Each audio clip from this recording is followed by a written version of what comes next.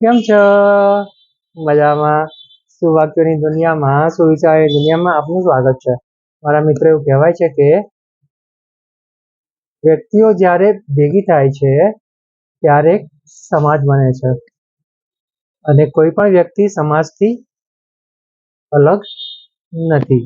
આવી જ કઈ વાતને સુવિચાર તરીકે મેં લખ્યું છે.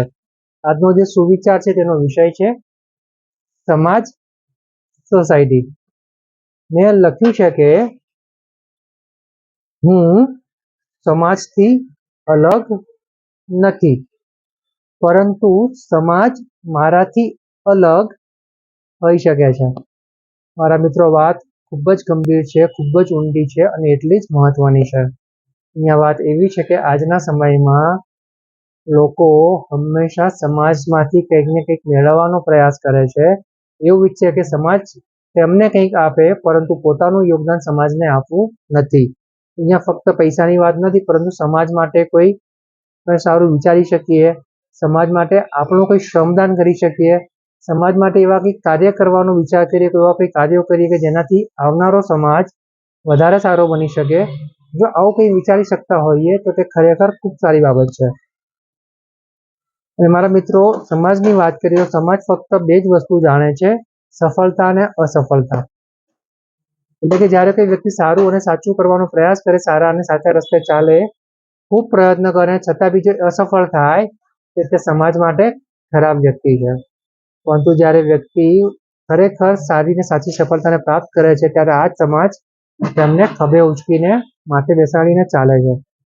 અને મારા મિત્રો, અહીંયા હતાશ થવાની કોઈ જરૂર નથી. આપણે ફક્ત આપણું કામ કરવાનું છે, આપણું કન્ટ્રીબ્યુશન છે, આપણું યોગદાન સમાજ માટે આપવાનું છે. બદલામાં આપણે કોઈ આપણને પાછું મળે એવી કોઈ ભાવના રાખવાની નથી.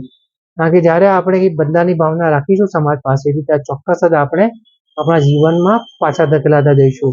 અહીંયા સૌથી મોટી બાબત એ છે કે આપણે આપણા જીવનમાં હંમેશા આગળ વધવાનું છે, નહીં કે પાછળ જવાનું છે. એટલે મારા મિત્રો, આપણી મોટા ભાગનાની ભાવના એવી જ હોવી જોઈએ કે આપણે સમાજ માટે કંઈક કરવાનું છે, સમાજને કંઈ આપવાનું છે. એટલા માટે જ કે હું એવું વિચારી શકાય કે એટલા માટે જ હું સમાજથી અલગ નથી અને સમાજ માટે બધું જ કરવા હું તૈયાર છું. ભલે મને સફળતા મળે કે અસફળતા મળે, ભલે મને સમાજ સારો ગણે કે ખરાબ ગણે, પરંતુ હું મારું સાચું અને સાચું કરીને જ રહીશ અને આગળ વધીને જ રહીશ.